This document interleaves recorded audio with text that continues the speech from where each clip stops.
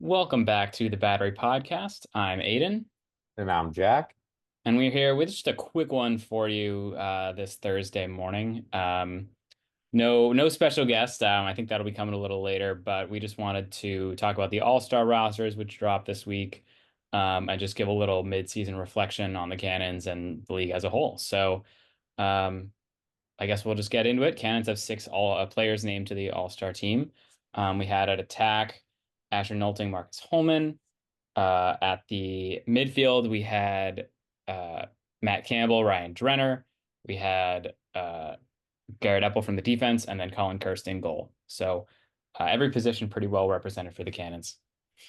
Yeah. Yeah, no, I think that's a solid grouping right there. No real arguments or complaints from a Cannon's perspective. I think that really the two big things, if you want to get nitpicky on and the complaining side would be, some people definitely were saying that Rawl was Mm. snubbed. I love Rawl. I definitely think he could have been an all-star. Uh, who made it at LSM? I know Carpenter was on there from the Atlas, who he Um, definitely had to be there. Was there a second oh, LSM? for sure. As Ben Randall listed as an LSM, but I don't think he's ever played that. Hmm. Certainly not, that's not where he's naturally. He's one of the Okay, sort of three defenders. so that might be a bit of a snub. That actually might be a bit of a snub situation there. Yeah. Then, um, and then the other one, Sarah talked about it in her article though. Nolting as a reserve, like I think that he has had a better season than Michael Sowers thus far. They're relatively even, but obviously as a Cannons fan, I'm also Yeah. biased towards Nolting. But I think that he's got an argument to get that starting spot over Michael Sowers. So but honestly, those two are real nitpicky. Holman and Nolting both definitely deserve to be all-stars. And the other two starters on attack, Teat and Schellenberger, definitely deserve to be starters. Yup. So not really going to complain about the fact that they're reserves, other than maybe arguing the Nolting Sowers thing. Matt Campbell, all-star and a starter, Yeah. as he should be. That was a Drenner, given. yeah, that's great. Drenner, midfield reserve, again, happy with him. And the All-Star game, not going to complain there. Epple got the start on D, so again, happy there. And then Kirsten Cage, glad that he got the nod. Um, Why am I blanking right now? Who's the starting goalie for the East? Tim Troutner. Duh. Yes. Yeah. Duh. Duh. No, yeah, Of I course. don't think a lot of goalies had a super clear case. Like Troutner, I mean, I think based on his first three games, Troutner was the obvious candidate because he was really having like a career resurgence, like when he won Yeah. Rookie of the Year. Um, Right. So However, based on how Liam Entenmann played in Boston, I'm not sure Troutner's going to see the field the rest of the year. that is kind of a funny thing that you could be not only could Troutner not play after being the starting goal in the All-Star game, but we might have seen that transition happen before the All-Star game. Of course, Yeah. voting ended right after Minneapolis. So we didn't so voting the decision had already been made before we knew that Entman was getting the start in Boston. And if New York had decided to rock with Troutner again in Boston, I don't think there would be any kind of interesting about the Troutner Entman Yeah. dilemma. But yeah, to your point, after the Atlas, the East, it's kind of like DeLuca and Krebs. Like it does feel pretty wide open. Even now, like if you had closed voting after Boston with the whole Troutner and Simmons situation in New York, the East goalie feels very wide open. Yeah, I feel like just taking into account the number of performances as well as the quality of those performances, I think taking weeks 1 through 5, Kirst would and should be the starter, just given that he's played Mm, every minute of every game for the Cannons so far. yeah. They're 4-2. He's had, that game against the Atlas to start the year off, not great, but then even their other loss to the Woods, only giving up 9, has been a fantastic year for him.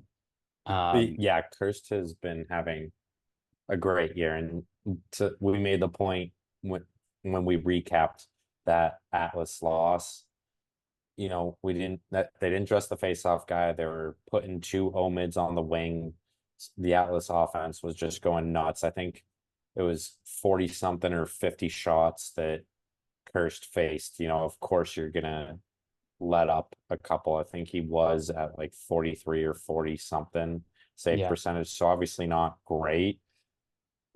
But when you're seeing that volume, it's kind of hard to have a great save percentage, Yeah, I think. not to mention So, the Cannons had lost Keelty earlier that week, and so their chance to really right, figure out how their defense was going to work uh, right. hadn't happened. And obviously, it's training camp. That's if there's a good time, it's probably then. But still, the guy Hmm. who's supposed to be the leader, the communicator of that defense, goes down, and then 4 days later, you're playing at this point what looks like one of the best offenses we've ever seen. Uh, Yeah. so So, really no shade on him for that week 1 game. And then every right. week since, I think what's the highest total he's given up in a game since that week 1? 11 to the 11, yeah. dogs. Right. To the dogs in Philly. Yeah. Because he gave up 9 to the Woods and the Whips And then 10. and to the Archers, Yep. and then 10 this week to Philly. So Yeah. basically, yeah, you throw away the New York game and it's single digits Yeah. Pretty much. essentially is his goals against average. That's stellar. That actually is That's amazing. And I don't think that's he's given up this is a great jinx to put on him, but I don't think he's given up a 2 since that week 1 game either. The Whips might have had a 2. Um, well, let me just quickly check the stat line there. Um, from Charlotte. Let's see. This makes for great audio listening as a guy checking his phone. Uh, yeah. okay. Well, I'll let Yeah, you no, the like Whips did not have a 2-pointer. So, Kirst okay. has not given up a 2-pointer since week 1. And Wow. Yeah. yeah, I'm just double checking because I'm almost positive the Atlas had one, but I'm not couldn't guarantee that. Yeah, each Yeah, team they had one definitely did. 2-pointer. Okay, so he's Yeah. given one Okay. 2-pointer all year. That's pretty good. And I Yeah, think and the Cannons have scored 11. So we that is a huge swing in the score sheet. yeah. I guess we can get more into that when we do the mid-season portion talking about Curse. Do you have any thoughts on the West or any other actually, Um, well, before we switch to the West, anything I do want to talk more about Curse, but I want to make sure we wrap up the All-Star because the rest of what I want to say is kind of on his season. So any other thoughts on the yeah. East before we transition to the West? So, I mean, the Atlas are obviously the team of the most players there. They have 9. Cannons are Yep. second with 6, and then Yep. the uh, Water Dogs have 3. The Whip Snakes have 2. So definitely, I mean, we've seen the Atlas and Cannons are the only teams with winning records. It makes sense they have the most players there. I'm Yep. surprised to see Bill Tierney as the head coach. I don't know if that was like a publicity decision, but certainly, his Yeah. team has not really played him into an all-star role. I don't really the only thing that I can think I haven't seen anything official, but Chris Bates is the West coach, so maybe it's sort of a like reward from being in the championship game last year Oh yeah, sort that of could be it. deal. Because isn't that how the MLB does it? That like the previous year's World Series managers or the All-Star game managers or something like that. That could be the case. And if that is, that's kind of fun. Even though, Tierney obviously wasn't the coach in that for that championship, but Yeah, but in place of, I kind yeah. of wish it was whoever was in first place in the conference. Right. Or that you So voted on coaches like you vote on players. that would actually be really exciting. Yeah. I think Tierney But would have gotten a lot of votes. yeah, Uh, but if they did sort of that first place thing, then Bates still would be in it, but right. we would have seen Pressler there instead. And but Yeah. if it was voting, I think you very well might see Bill Tierney. Obviously, I would have voted for you, Brian Holman. I love Yep. you. I mean, he's also a fantastic coach that I He think a lot is of people around the league like. right. So it probably would have been Brian or Bill in the East. Yeah. West definitely would have been Andy, though. Oh, yeah. Oh, I God. think Yeah. he definitely would have been voted the West Yeah. coach if they had a fan vote for that. Yeah. And especially because you do more like mic'd up stuff for All-Star games in general. Like Oh yeah. the league definitely wants him mic'd up as much as they Yeah. can. I know they have to put it on a bit of a delay so they can bleep him, but he is. At Mike, at Paul Rabel, add coaches to the All-Star voting next Yes, year, please. please. Uh, Yeah. yeah, that'd be a lot of fun. Um, I Anything don't have on a the ton of West? thoughts on the West. Just, I mean, obviously Brennan O'Neill was going to be voted no matter what he done. I think Yeah. honestly probably could have been IR this whole year, and he still would have been voted in. Yep. Um, it's much more balanced. So we've got what, six archers, five chaos, four outlaws, and three woods. So I mean, it's not even, but it's much more even. Just because no team has been as dominant as the Atlas have been. I was, Hmm. yeah. I mean, I don't have a ton of thoughts. I think obviously everyone who's in there deserves to be there. Um, Yeah. but But just that we don't follow that as closely. right. So I guess just want to talk a little bit about mid-season, how we're feeling about the Cannons and how and the PLL in general. And so I'll kick it off here, given that I already said that I wanted to talk more about Kirst. Yeah, I think he's got a real case for goalie of the year. yeah, I think so too. He Um, has been, as you said, so dominant, only giving up 1-2 all year, and that was in week one, which we already chalked up to all the mess, Atlas being nuts, losing Keelty just a few days before. And then yeah, only giving up the 1-2 goals against. I don't know how that math works out, but if you exclude the Atlas game, it's definitely under 10. yeah, that's for And sure. even with that game, his goals against is probably what, 11, 12? Yeah, let me find his stats there. Yeah. It's a very stats He heavy episode. Yeah. Yeah. Pull up the stats and just while you're doing It's that, a I'll just keep going. it's Oh, you got it? 11.2 and his save percentage is 54. Now I don't know if that includes the 1-2 pointer, although that given that he's only given up one, it shouldn't matter too much because Yeah. it's No, scores against average, not well that okay, so it doesn't include that. yeah. So that's already incredible. And like we said, if you throw out that New York game, those numbers plummet. Yeah. So and so he's doing phenomenal. And to the point I made earlier, not only is he doing phenomenal, but I don't think there's really anyone that's above and beyond him. Obviously, Blaze Reardon, when he's on, is on and is the best goalie in the league, but he was hurt and he's had some good performances, but I don't think he's having a typical Blaze year.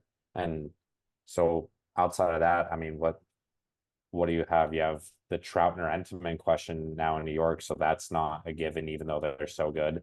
Yeah. Krebs and I just DeLuca, right. I what? don't think you can give it like regarding the Atlas. I don't think you can give goalie of the year to a guy who either like the most games Troutner can play now is well, I mean, if he comes back and plays the rest of the year and plays as well as he did the first 3 weeks, then for sure. But Yeah, like, if assuming Entenmann's going to take it the rest of the year, and I think he will, like, you can't give it to a guy who only plays 6 games. right. Yeah. Uh, That would be the best yeah, case they um, have. Because out west, like I just said, I don't think Blaze is having a typical Blaze year. Dobson, like solid, but not yeah, a little up and down. terrific. Jack Kelly, also obviously up Yeah. and down. I mean, I And think for then the Woods and the Water Dogs, you can't give it. No, obviously we don't know what their final records will be, but you can't give it to the team that comes in last place in their division. right. So it's calling cursed. Yeah. I'm We're starting that campaign right now. I'm locking it in. Colin, you're my goalie of the year. I got it Amen. right now. I'm giving you that goalie of the year. I Yeah. got it. And I It don't, yeah, it's been a well-deserved honor. I mean, obviously the All-Star uh nominations 2 years in a row now. Um, yeah, he's been it's just such a great rock for the Cannons that he they have a truly fantastic is. defense playing in front of them, but I mean he's made some fantastic saves and also had a great spark and transition. I mean we saw against the Dogs like just a couple of beautiful outlet passes specifically to Ethan Rawl that Yeah. sparks. I Oh, mean goodness led to that gracious. Holman too that really turned the game around. Um, Those were immaculate. yeah, I think also he had one. It was out to Trainer, then Trainer dishes it across to Kavanaugh. He scores. I think Trainer also had a dish to Holman in the first game against the Woods. Yeah. I I know they released the competitions, like what the Hmm. competitions will be. They obviously have, as far as I know, they haven't said who's participating and what though. Given that there's only four goalies, I'm going to assume that all four are participating in the goalie They should, accuracy yeah, challenge. Oh, that's going to be so fun to yeah, see Colin dishing those outlet passes oh all yeah, around. I think he's going to be on that. That'll actually be really exciting to see. yeah. I know.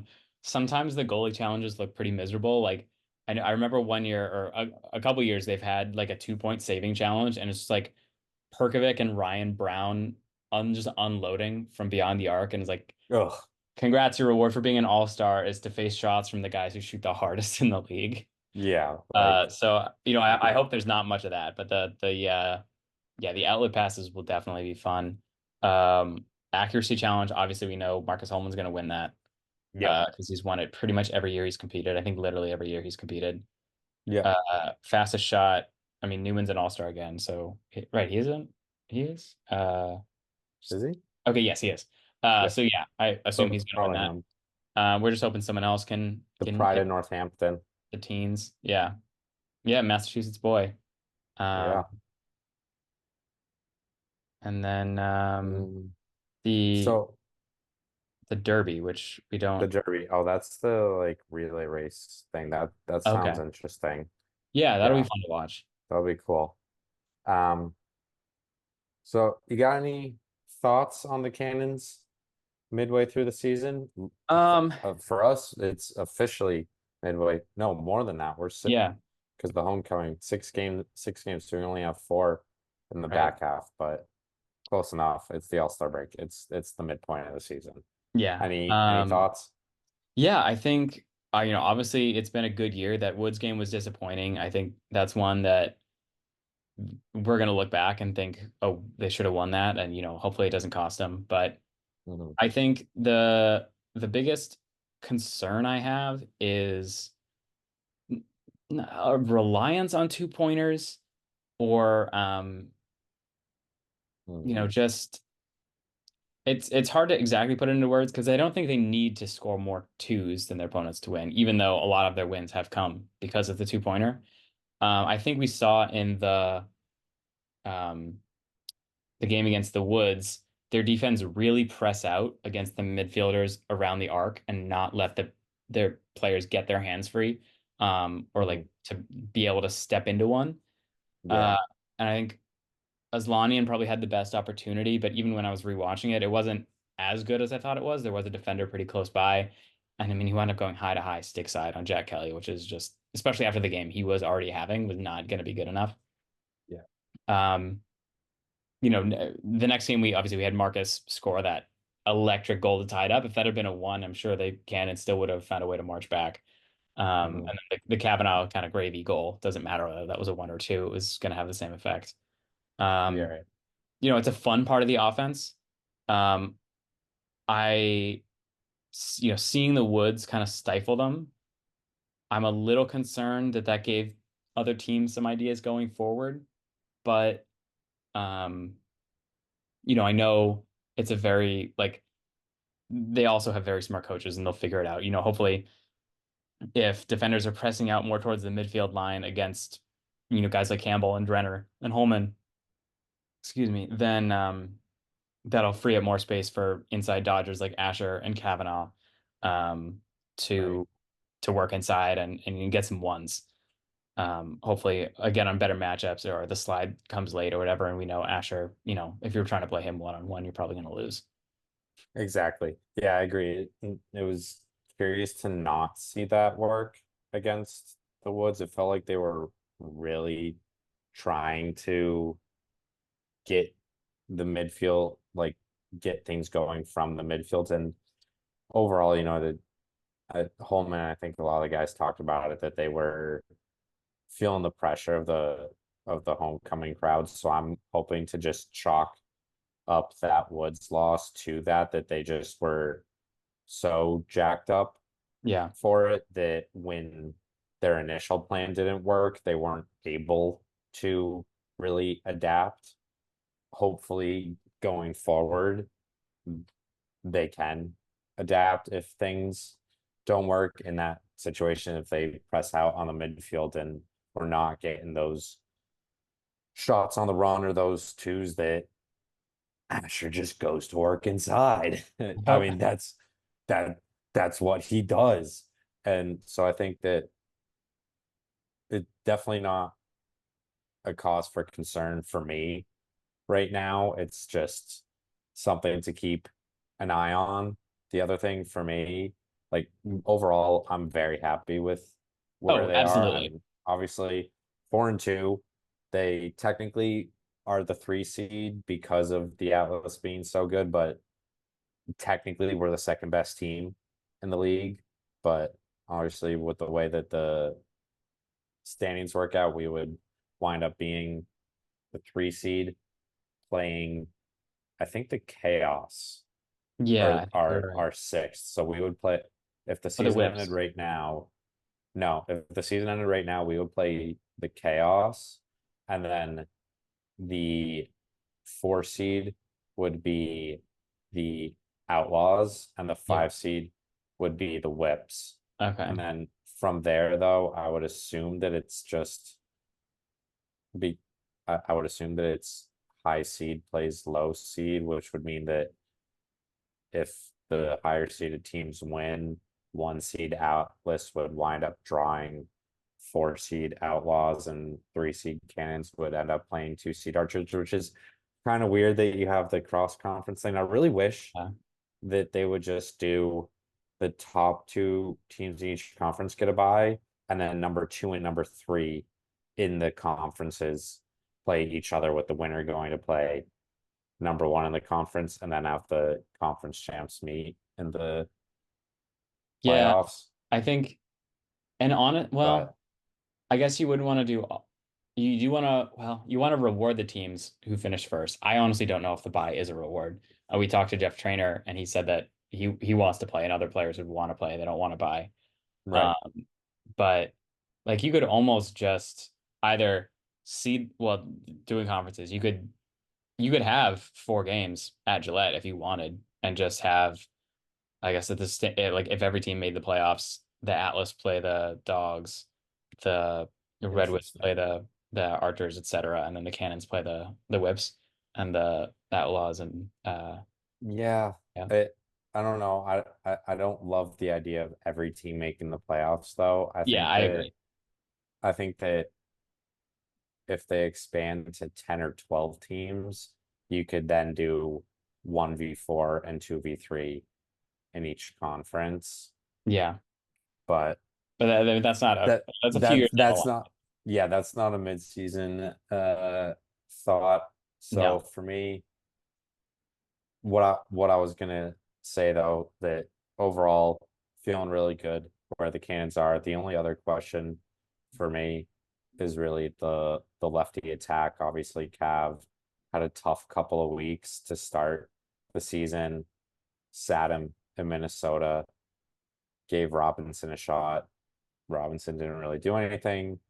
Cav comes back, still doesn't do much against the Woods, but then had a phenomenal game against Philly. So I'm curious to see what happens going forward. Was that the spark that Kavanaugh needed? I certainly hope it was. I love Cav. Yeah. So hopefully he found something and can carry that through the second half of the season. If he didn't find something, then the question becomes what happens if Pat is healthy? Do you put him at lefty attack? Do Yeah, I think you you gotta. give Robinson another shot? I texted you about this earlier. Eric Law, we just had the homecoming to Denver. They announced today. Will Manny's still floating around out there? Could we potentially see another homecoming there with, sticking with the theme of the year?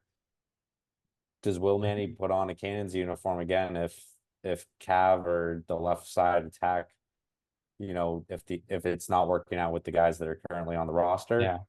Do they give him a shot? Again, I love Cav. I really hope he has it work out, but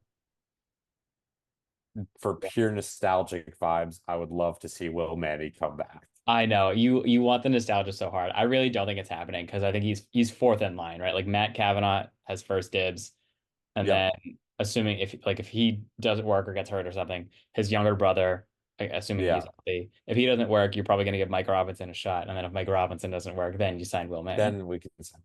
So what you're saying? There's a chance. There is a chance, but you need I a just very unfortunate string of luck for it to happen. I agree. I would say I will do my best to will it to happen, but if it truly does happen, it probably means something went really wrong, really wrong. Yeah. So I think that I'm just going to put all of my will towards Matt Kavanaugh having found something on Saturday and turning back into the Matt Kavanaugh that we all know and love for the second half of the season. Oh, yeah, definitely. I hope whatever Kavanaugh is down there is getting a hat trick every single game because if that's happening, the Cannons Absolutely. are probably going to win. Um, Yeah, Combined with the efforts that Holman and Nolting are good for like 3 or 4 points pretty much every game. Um, right. and assuming the twos keep falling, Cannons have a great shot at setting the record. I believe the PLO record for twos in a season is 15. They already have 11, so they just need Four more in their last four games, won a yeah. game. So they need one They one could per do game to that. tie it. They need slightly more than one per game to set the record. Which not as impressive as Jeff Teat setting the single season points record in week 6, but or yeah, week 6 is when he actually does it in 7 games. Yeah, Uh, but I think a team hitting that record is also it's something to be celebrated, especially because again the Cannons got outscored by the Dogs in week 3, but because they had 2 2-pointers, they won. They scored the same number of goals the Archers week 4, but 5 of those goals were 2-pointers, so they won by 5. yeah, Uh, when it is crazy. clicking, it is a lethal weapon and just Yeah, so fitting that the Boom Squad can fire away like that. absolutely. Yeah. One more thing I want to touch on before we get out here. Uh, can't believe we didn't mention it. Zach Tucci, Cannons are winning with the face-off Yeah. this year. That was not something that I would have thought at all last year or even going into this year. But clearly, the face-off is very important, as we saw through the first few weeks when you include the Water Dogs. But that loss to New York in week 1 saw that Cannons really got bit by not having an actual Fogo. And then Tucci steps in, holds his own against Nardella week 2, has the Tucci game Yep. against Philly in Philly. And then since then, he's done pretty well. Obviously, it was a little tough going against TD against the Woods on Friday, but overall, it, I'm loving Yeah. Zach Tucci. He was not really a big name out there when they signed him. So I was like, oh, okay, cool. Yeah, local kid. Nice. That's a cool signing, and I'm glad that they signed someone. But I was really thinking that they were going to draft, a Weirman and Naso Estathicus, or at least pick them up after the draft. And when they didn't, I know Brian said that no one had convinced him, but I I Yeah, was we were not worried if convinced you, of his strategy, and yeah, I was not convinced of Tucci either. Um, but man, he yeah. I'm loving him. Oh, He's doing yeah. well. Yeah, and I think we'll definitely see him score again. I know some of the shots that he took this past weekend were more possession shots of just, Yeah, get the ball back at X and let the offense set up. But I think right. he's gonna win. Like when he gets the ball clean, he is so fast down the field. Like just physically getting the ball It's into his stick and then crazy. also like literally running. He can fly. He's a Uh physical specimen. yeah, he's if you see his legs in the broadcast, he has Oh, some he pulls quads for those days. shorts up every single time, and every single time, I just think, damn, those are some big quads. Yeah. He just showing off. Show off, Zach. Yeah, go Save off, some for the Zach. rest of us. Yeah, so I don't know when it's gonna happen, but I think we'll definitely see another 2G goal this year. I don't know if we'll see another two-pointer, especially not like we had the first time, but You uh never know. he's not done scoring, I guarantee you that. No, no. Yeah. All Uh, right. So we thought this would be a short episode. It still wound up, I think, over 30 minutes, but we just love talking about lacrosse. So, uh, and we hope can't you get love enough listening about cannons. lacrosse if you're listening to this. If you're listening to this, I imagine that you do at least somewhat enjoy lacrosse in the cannons. So Yeah. All it right. is what it is. Yeah, I think that's about it. The All-Star game, I don't even know when it'll be at 3 p.m. 3 p.m. All-Star on ESPN. Yeah, all right.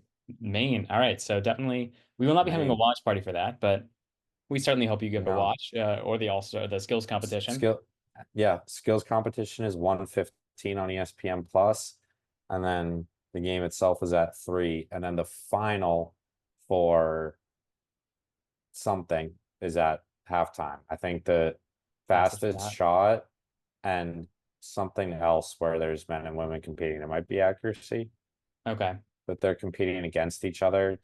Like there's going to be a men's champ and a women, like a men's finalist and a women's finalist in the skills competition, and then those All two right. will face each other at halftime. All And right. So then maybe we'll see yeah, Holman versus Ost. That would be a fun Holman final. versus Holman. Yeah. That'd be something Yeah. So we'll definitely root for wild. that if you're a Cannons fan. And Yeah, I think we didn't do any score predictions for the All-Star game. I don't know. There's gonna East. be a lot of goals. East is That's my prediction. beast. Yeah. I East agree with you is there. beast.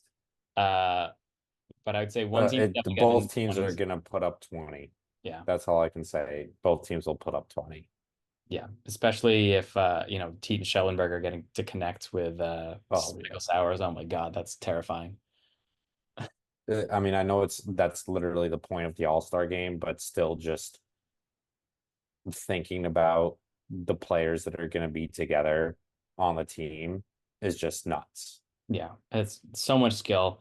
It's not going to be the most intense game of the year by any stretch, but it'll be a lot of fun to No. watch. There'll be plenty of highlights that'll come out of it. So, um, Yeah. give that a watch. We'll be here on Monday to I don't know, maybe to talk about what happened. To hopefully we'll have an interview for you then. Um, and then it's time to start getting ready for Fairfield. Yeah. Yeah, Awesome. great. Yeah, we will. Sweet. Thank you all for listening. We'll see you on Monday and go Cannons. Go Cannons. Boom. Boom.